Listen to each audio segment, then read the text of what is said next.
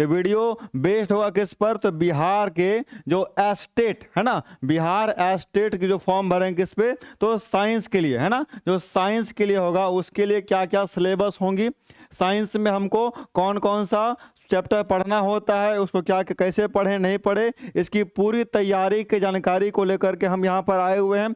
यहाँ साफ लिखा हुआ है 100 मार्क्स की तैयारी कैसे करें, किसके लिए, तो साइंस का। कौन से एग्जाम के लिए, तो सर बिहार एस्टेट है ना, बिहार एस्टेट को लेकर के हमारा साइंस में 100 मार्क्स कैसे लाएं, इसको लेकर के हम यहाँ एक वीडियो लेकर के आपके लिए है ना। इस वीडियो को पूरा ध्यान से देखिएगा, स्किप मत कीजिएगा, इसको पूरे ध्यान से देखिएगा। क्या लिखा है हमारा, जो रजिस्ट्रेशन हमारा शुरू था पेपर 1 और 2 के लिए है ना, इन सभी के लिए STET ये न्यूज़ तो आप लोगों ने पढ़ा होगा, 2024 के लिए 2 जनवरी तक भरे करें है ना। आवेदन जो होगा कितना कब तक होगा, या 2 जनवरी तक होगा, 2 जनवरी तक हमारा होगा, जनवरी 2024 तक है ना। इसमें से 150 प्रश्न मिलेंगे है ना, और 150 मिनट मिलेगा, यानी कि हर क्वेश्चन में आपको 1 मिनट देना है, हर क्वेश्चन में आपको 1 मिनट देना है। इसी को लेकर के जो पहला चरण का एग्जाम होगा वो भी लिखा हुआ है, ये न्यूज़ का, इसका स्क्रीनशॉट ले लीजिएगा, आप लोग पढ़ भी लीजिएगा, देख भी लीजिएगा है ना। तो क्या पहले चरण का एग्जाम जो होगी वह 20 मार्च तक में हो जाएगी। कब तक में हो जाएगी, 20 मार्च तक में हो जाएगी। इसके लिए जो इंपॉर्टेंट डेट थी वो ऊपर भी लिखा हुआ था आपका, यहाँ भी मैंने मेंशन कर दिया कि जो एप्लीकेशन स्टार्ट डेट है वो डेट स्टार्ट हो रही कब हो रही है, 14/12/2023 को, 14/12/2023 से स्टार्ट होकर के लास्ट डेट कब तक है, तो 2 जनवरी 2024, 2 जनवरी 2024 यानी कि अगले साल तक के दूसरे तारीख तक को डेट हमारा दिया हुआ है ना। इस डेट तक से पहले ही आप लोग रजिस्ट्रेशन अपना कर ले, कंप्लीट फॉर्म भर ले, और उसके बाद हम जो बता रहे हैं आपको यह क्या है, हमारा एज लिमिटेशन भी है, जो मिनिमम एज हमारा है, मिनिमम एज क्लियर है, मिनिमम एज जो हमारा कितना 21 साल तक का होना चाहिए है ना। उसके बाद मैक्सिमम एज कितना है, 37 साल, किसके लिए, मेल के लिए, किसके लिए होगा यह, मेल के लिए। वहीं दूसरा जो फीमेल के लिए आएगा कितना, तो 40 साल, कितना आता है मैक्सिमम एज कितने के लिए, 40 साल, किसके लिए, तो फीमेल के लिए। बढ़िया मौका है, एस्टेट को पास करके हम लोग एक अच्छा टीचर बन सकते हैं। तो यहाँ पर पे हमारा जो सिलेबस होगा यह किसको होगा, साइंस को लेकर के, क्योंकि हम ये वीडियो बना ही रहे हैं कि साइंस की पूरी तैयारी आपको मैं कराऊंगा।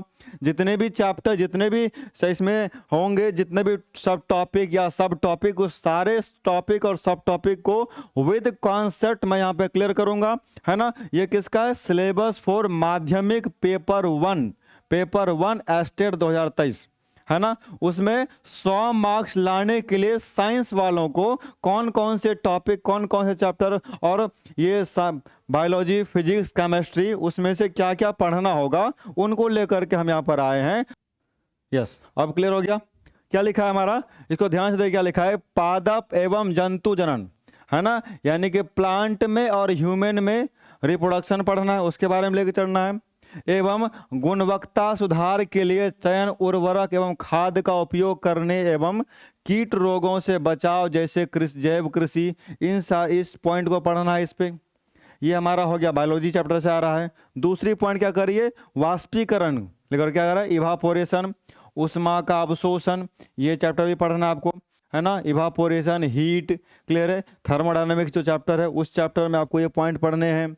फिर है आपको ठोस, द्रव और गैस की विशिष्टता, यानी कि सॉलिड, लिक्विड और गैस, जो हम स्टेट्स ऑफ मैटर में पढ़ते हैं, किसमें, स्टेट्स ऑफ मैटर में। इस चैप्टर को आपको देखना है किसमें, कि इसका आकार कैसा होगा, आयतन कैसा होगा, घनत्व कैसा होगा है ना, पदार्थ की अवस्थाएं कितनी होती है। तो आपको यहाँ 3 दिया हुआ है, और आप आगे पढ़ोगे वहाँ 5 भी होगा, एक प्लाज्मा स्टेट भी आएगी, एक बोस आइंस्टाइन कंडेंसेट भी आएगा, ठीक है।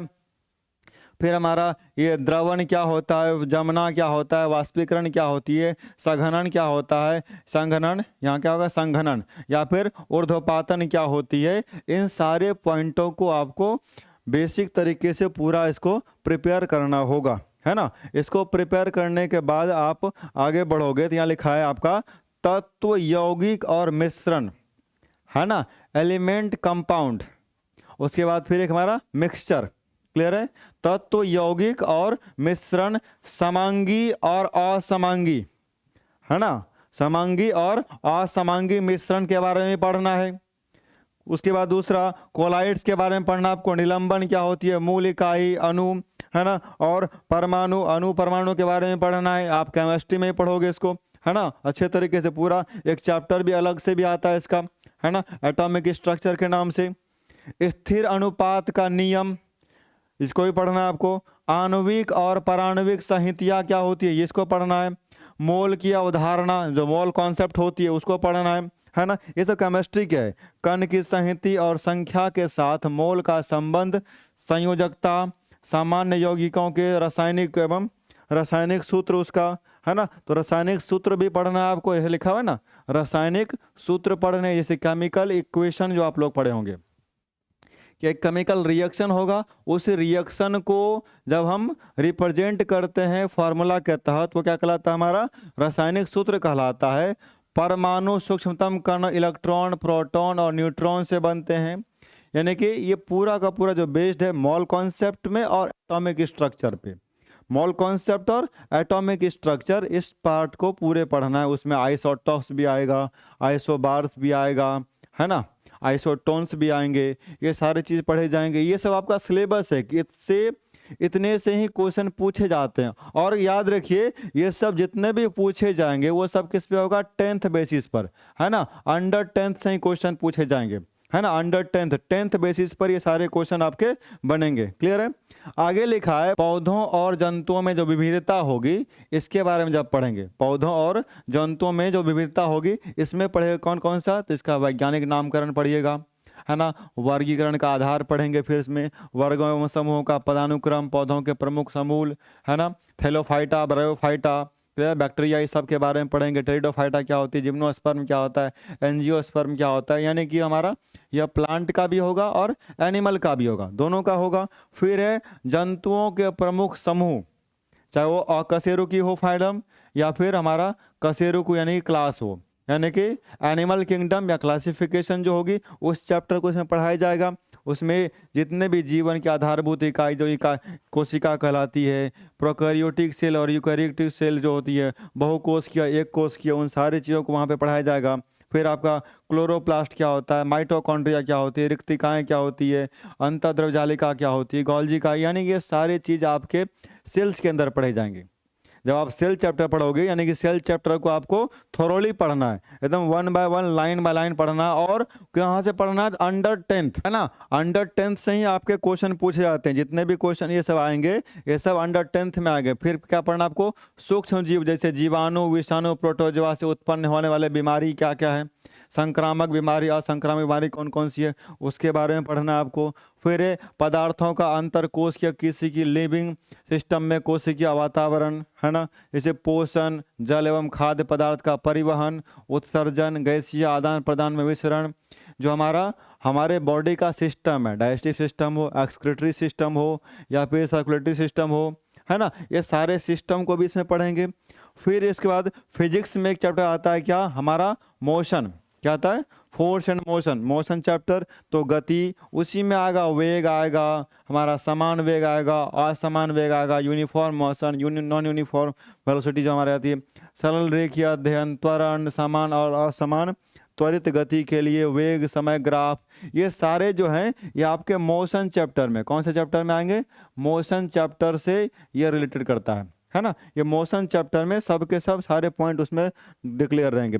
फिर आपका जो ये बल है, फोर्स है, फोर्स और हमारा उसके गति के नियम जो होंगे, है ना, इसी में पढ़ेंगे। न्यूटन्स का first law, second law, third law, है ना, इन सारे चीज़ों को हम लोग यहाँ पे डिस्कस करेंगे पूरा का पूरा। क्लियर है, स्टार्टिंग से लेकर के एंडिंग तक। उसके बाद फिर जो चैप्टर आगे का हमारा आएगा, कार्य, ऊर्जा और शक्ति, ये मेन टॉपिक है ना। मेन चैप्टर का नाम क्या है हमारा work, energy and power, work, energy and power, work, energy and power, इन तीनों को फिर उससे चैप्टर जो होगी उसमें पूरा पढ़ना पड़ेगा। फिर होगा ये आपका तैरती हुई वस्तुएं, जिसमें आप पढ़ोगे हमारा जो आप लोगों ने क्या पढ़ा होगा, दाव पढ़ा होगा, प्रणोद पढ़ा होगा। उसमें सबसे बड़ी जो एक सिद्धांत आती है, किसका, आर्किमिडीज का सिद्धांत, कि कोई वस्तु जब पानी में उसको फेंक दिया जाए तो क्या होगा, पानी के नीचे से एक अलग से फोर्स लगता है, इसको बायोंट फोर्स कहते हैं, है ना, जिसको हम उत्प्लवन बल कहते हैं, उत्प्लवन बल कहते हैं, उसको पढ़ेंगे हम लोग। फिर एक फिजिक्स का आता है ध्वनि यानी साउंड। अब साउंड से रिलेटेड जितने भी पॉइंट होंगे उस सारे पॉइंट को यहाँ पर डिक्लेयर किया गया, लिखा हुआ है ना, कि सोनार क्या होता है, ध्वनि क्या होती है, प्रतिध्वनि क्या होती है ना, उन सारे चीज़ों को हम लोग को यहाँ से पढ़ना होगा। दूसरी बात जो और आती है, एक आपका आएगा एनवायरमेंटल साइंस से लेकर के प्राकृतिक संसाधन प्रकृति में संतुलन, ये आपका एनवायरमेंटल साइंस से लेकर ये जितने भी हैं ये सारे के सारे क्या है, 10th बेस्ड पर है। किस पे है, 10th के बेस्ट पर होगा। उसके बाद फिर एक लिखा हुआ आपका वायु जल व मृदा प्रदूषण यानी कि पॉल्यूशन। इसमें मेन टॉपिक क्या आएगी, पॉल्यूशन के नाम से आपको एक चैप्टर पढ़ाएंगे हम। तो टोटल के टोटल जितने भी हैं इन सारे सॉल्यूशन को, जितने भी हैं आपका ये अम्ल भस्म और लवण, है ना, ये भी क्लास 10th में दिया हुआ है।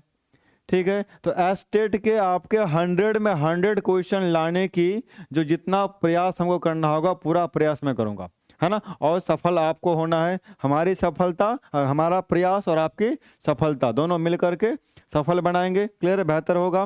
फिर इसी के बाद ये हमारा सामान्य गुण क्या होगा, इसका उदाहरण क्या होंगे, इसका उपयोग क्या है, क्लियर है, किसके, तो अम्ल भस्म और क्षार के, क्लियर है, विघटन, ऑक्सीजन, हाइड्रोजन, उदासीनीकरण, ये सब के बारे में इसमें पढ़ेंगे हम लोग। पीएच वैल्यू भी पढ़ेंगे इसमें, पोटेंशियल ऑफ हाइड्रोजन।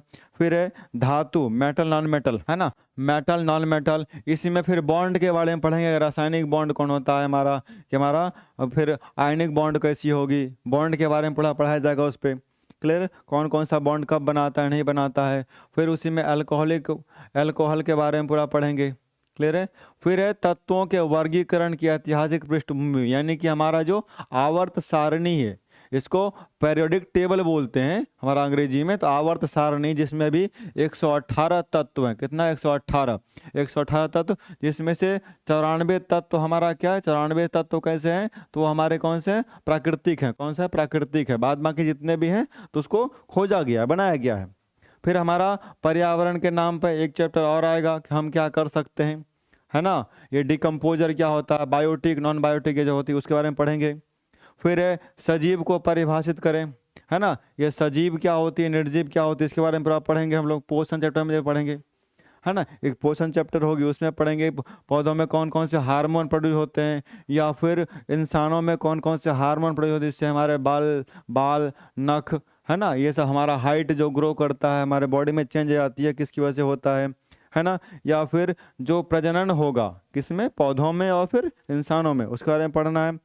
इसके बाद उससे होने वाले कुछ बीमारियां हैं जो हैं, है ना, बीमारियों के बारे में पढ़ेंगे, ठीक है। फिर है आनुवांशिकी और जैव विकास, यानी कि जेनेटिक्स, और हमारा क्या होगा, इवोल्यूशन, है ना, इवोल्यूशन, जैव विकास, इन दोनों इस चैप्टर को ही पढ़ना है ना, डार्विन को और मेंडल को, डार्विन को और ग्रेगर जॉन मेंडल को, इसके बारे में आपको पूरा का पूरा यहाँ पे पढ़ाया जाएगा, है ना। दूसरी बात फिर क्या है, विद्युत परिपथ यानी इलेक्ट्रिक करंट, है ना, इलेक्ट्रिक सर्किट, यानी कि आपको विद्युत वाला जो चैप्टर पढ़ना है, करंट इलेक्ट्रिसिटी पढ़ना है जो आपको, उस चैप्टर में जितने भी पॉइंट आएंगे, चाहे वो विभव हो, विभवांतर हो, ओम्स लॉ हो, है ना, उस सारे चीज़ों को यहाँ पे आपको 1 by 1 पढ़ना है। दूसरा मैग्नेट के बारे में पढ़ना है, क्या पढ़ना है, चुंबक के बारे में, मैग्नेट एंड मैग्नेटिज्म, उस चैप्टर को पढ़नी है। आप जिस सारे चैप्टर का पॉइंट अगर देखोगे तो सारा जो है सब मैच करता है किससे, तो सर 10th लेवल से मैच करता है ना। फिर हमारा एक लाइट चैप्टर है ना, ऑप्टिक्स जिसको बोलते हैं हम लोग, लाइट चैप्टर, इसी में ये अपसरित और अपसारित पढ़ते हैं, कन्वर्जेंस डाइवर्जेंस पढ़ेंगे, ये बीम क्या होती है, लाइट क्या होता है इसी में पढ़ेंगे, दर्पण क्या होता है इसी में पढ़ेंगे हम लोग, लेंस के बारे में पढ़ेंगे, है ना, ये सारा चीज़ें, और ये दृष्टि दोष क्या होता है। फिर प्राकृतिक संसाधन के बारे में और उसके संरक्षण के बारे में पढ़ाया जाएगा इस पर। दूसरा फिर है ऊर्जा के कुछ स्रोत जो होंगे, इस सब को यहाँ पे भी पढ़ाया जाएगा। ये जितने भी चैप्टर आपके ऊपर दिखाए गए, इन सारे चैप्टर के पढ़ने के बाद आपको 100 मार्क्स आएगा, है ना। उस 100 मार्क्स के लिए पूरी तैयारी मैं यहाँ पे कराऊंगा, साइंस की पूरी जितने भी चैप्टर आपके हैं, यहाँ पे जितने टॉपिक हैं या सब टॉपिक हैं, उन सारे सब टॉपिक को यहाँ पे मैं क्लियर कराऊंगा 100 मार्क्स के लिए। कितना मार्क्स के लिए, 100 मार्क्स के लिए। तो चलिए हम लोग एक बेहतर है ना, तैयारी करेंगे और हम पूरी की पूरी तैयारी आपका विद कॉन्सेप्ट कराएंगे, है ना, कॉन्सेप्ट के साथ, कि सिर्फ रटना नहीं है, उसको समझना है। समझने के साथ साथ आपके जो क्वेश्चन होंगे उसका प्रैक्टिस भी होगा, मॉक टेस्ट भी होगा, है ना। इसकी तैयारी करते हैं। और इसी के साथ आज की वीडियो यहीं तक है। मिलते हैं फिर अगले किसी एक क्लास के साथ। तब तक के लिए जय हिंद, बाय बाय, टेक केयर।